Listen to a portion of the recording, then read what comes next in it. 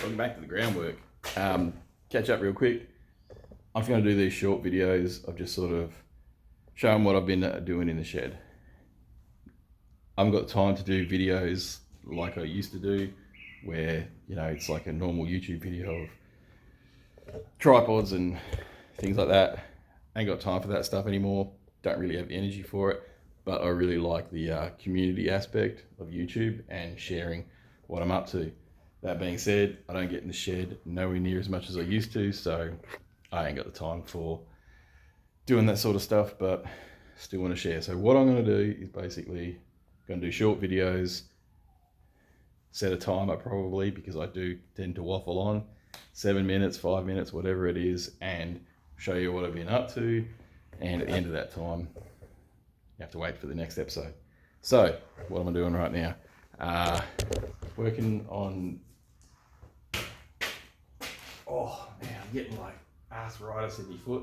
Sometimes like I'll step on my foot and it'll feel like stepping on a bag of meat and glass. Fuck, getting old, eh?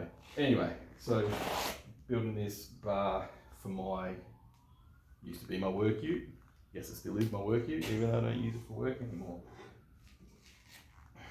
I built a new tray for it because we put the tray off this on Rooster's car, and I sold the front bar because when I first built this car, like, it wasn't really a wheeler, it was just literally a work ute, you know, and the front bar wasn't flash for wheeling or anything like that. So I need to build a serious bar, take serious winch, because I'll put my plus 76 high mount in there. So this winch plate, I actually originally got it made like, well, I've got it cut out at least like for just a standard, like, you know, standard sort of winch.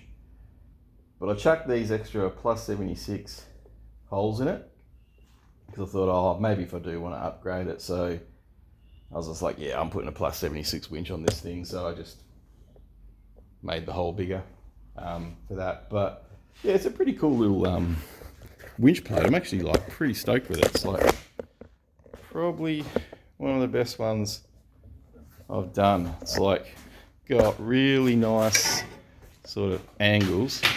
So I'm just moving crap around, but yeah, so got enough room for the winch. Didn't really want to cut the grill on this thing. You know, it's not a comp truck. I don't need to be cutting the grill out of it. The approach angle isn't that important, you know, so, but it's still got like real good sort of angles to it and everything, you know. Now, very much, that's like, very much, you know, inspired by weld or Raslar, but, you know, end of the day, Raslar bar just is a rip-off of a weld, isn't it? But that being said, Raslar have far exceeded them on building bar work and stuff. They're like new stuff, like Y62 and the GU stuff, like real nice. So anyway, get sidetracked.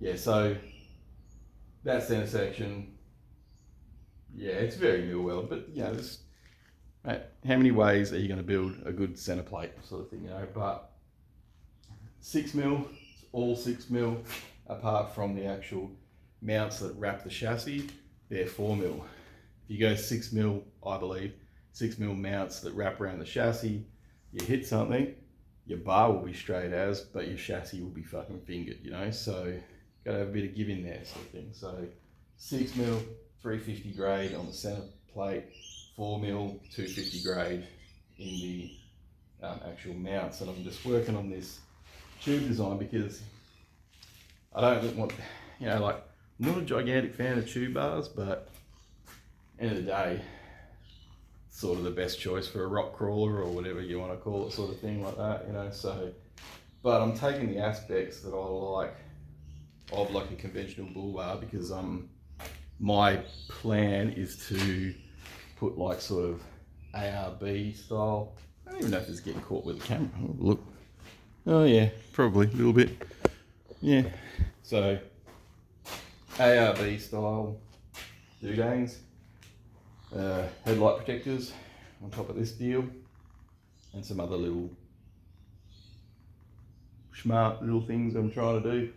But the make or break thing is that the centerline radius that ARB use and now Raslar use that give it that really iconic look, hard to imitate look, is that they have a 75mm centerline radius on these bends, real tight bend. That's actually quite hard to do.